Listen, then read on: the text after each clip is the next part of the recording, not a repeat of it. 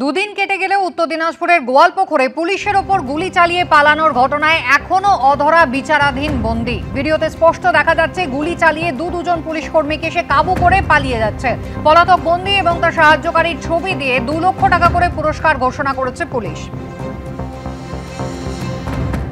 রাজ্য পুলিশের ডিজি রাজীব কুমার তিনি কিন্তু গতকাল একেবারে স্পষ্ট জানিয়েছেন যে ফোর্স কিন্তু একেবারে তৈরি রয়েছে। একটা গুলির বদলে 4 গুণ গুলি কিন্তু এরপরে পুলিশ চালাবে এই ধরনের ঘটনা যদি ঘটে, যার পাল্টা সমালোচনা করছেন প্রাক্তন পুলিশ কর্তারা।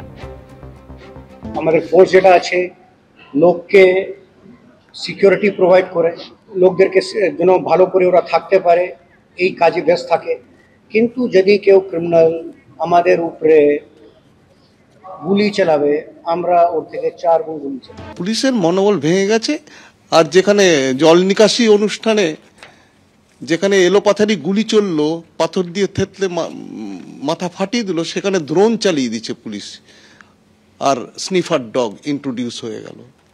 তো লাভের লাভ কিছু নেই, লোক দেখানো। This are all gimmick. DG আর আইজিবি নিজস্ব ক্ষমতার বলে, নিজস্ব মনের জোর আছে, উনি বলতে পারেন। গোয়ালপুকুরে পলাতক বন্দী সাহায্যকারীর বাংলাদেশি যোগ মিলেছে। পুলিশের দাবি এই ব্যক্তি আগ্নেয়াস্ত্র জোগাড় করেছিল। গোয়ালপুকুরে পুলিশকে গুলি করে বন্দি পালানোর ঘটনাতেও এবার বাংলাদেশি যোগ। বুধবার কোর্ট থেকে জেলে ফেরার সময় গুলি চালিয়ে 2 পুলিশ কর্মীকে আহত করে পালায় বিচারাধীন বন্দী সাজ্জাক। কিন্তু কোথা থেকে আগ্নেয়াস্ত্র পেল সে? কে দিল আগ্নেয়াস্ত্র? পালানোর এই ছক্কি সাজ্জাকের একার?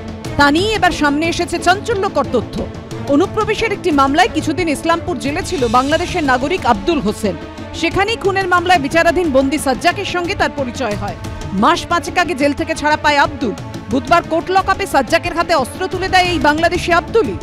उसका इन्वॉल्वमेंट आ रहा है कि हमको खबर लगी कि उसने आर्म सप्लाई किया था। जब वो कोर्ट लॉकअप में उसका था, उस दौरान उसके पास वो फायर आर्म पहुंचाया गया। এই কেসটা তো কিছুদিন আগে ট্রায়াল হলো, আর এরা তো 2019 থেকে জেলে আছে। আর এও 2019 মানে 2020-22 জেলে থাকছে। এরা হচ্ছে দুজনে ইসলামপুর জেলেই ছিল। হ্যাঁ, জেলে তো মিট হতেই পারে, জেলে একটা জেলে থাকলে তো মিট হতেই পারে, এটা তো সম্ভাবনা আছে। সুদীপ চক্রবর্তী, বাচ্চু দাস ও আবির দত্তর রিপোর্ট, এবিপি আনন্দ। মুর্শিদাবাদের ডোমকলে পুলিশকে কোপানোর চেষ্টা ধৃতের পরিবারের সদস্যদের। কোনো মতে প্রাণে রক্ষা পেলেও কোপ পড়ল এসআই এর হাতের আঙুলে। পুলিশের সামনে দিয়ে পালিয়ে গেল বন্দী। মাছের রাজা ইলিশ, দেশের রাজা পুলিশ। কয়েক বছর আগে বাংলাদেশে পুলিশের গুরুত্ব বোঝাতে এই মন্তব্য ঘিরে বিতর্কের ঝড় উঠেছিল। আর এ রাজ্যে এখন পুলিশের ভয় দিনে দিনে কিভাবে উবে যাচ্ছে, সেটাই আলোচনার বিষয় হয়ে দাঁড়িয়েছে। বুধবার ঠিক যেমনটা হলো ডোমকলে। ফের পুলিশকে মেরে বন্দি পালানোর ঘটনা ঘটল। উত্তর দিনাজপুরের ইসলামপুরের পর এবার মুর্শিদাবাদের ডোমকল। আর চাঞ্চল্যকর বিষয় হলো, এবার ধৃতকে পুলিশের হাত থেকে ছাড়ানোর চেষ্টার অভিযোগে গ্রেপ্তার হলেন খোদ তৃণমূলেরই পঞ্চায়েত সদস্য, যিনি তৃণমূলের প্রাক্তন পঞ্চায়েত প্রধানও। চুরির অভিযোগে 4 দিন আগে সোহেল রানা নামে এক যুবককে গ্রেফতার করে পুলিশ। প্রতিবেশীর বাড়ি থেকে টাকা ও সোনা চুরি করার অভিযোগ ওঠে। বুধবার রাতে অভিযুক্তকে নিয়ে চুরি যাওয়া জিনিসপত্র উদ্ধার করতে তার বাড়িতে যায় পুলিশ। পুলিশের টিমে ছিলেন ডোমকল থানার ডুমুরতলা ক্যাম্পের ইনচার্জ রানা প্রতাপ সেনগুপ্ত। সব মিলিয়ে মারুতি ভ্যানে ছিলেন 5-6 জন পুলিশ কর্মী, যার মধ্যে ছিলেন একজন সিভিক ভলান্টিয়ারও। তখনই অভিযুক্তের বাড়ির লোকজন পুলিশকে ঘিরে ধরে। ধারালো অস্ত্র দিয়ে পুলিশকে কোপাতে যায় অভিযুক্তের বাড়ির লোকজন। কোনো ক্রমে নিজেকে বাঁচাতে পারলেও বাঁ হাতের আঙুলে কোপ পড়ে পুলিশ আধিকারিকের। আমার স্বামী ওসব সম্বন্ধে কিছু জানেই না। রানা মেন আসামি। পুলিশে তো গেট খুল করে তো আমাদের বাড়িতে ঢুকি ভাঙচুর করি, আমার স্বামীকে তুলে নিয়ে যায়। এরপর সেখানে পৌঁছয় বিশাল পুলিশ বাহিনী।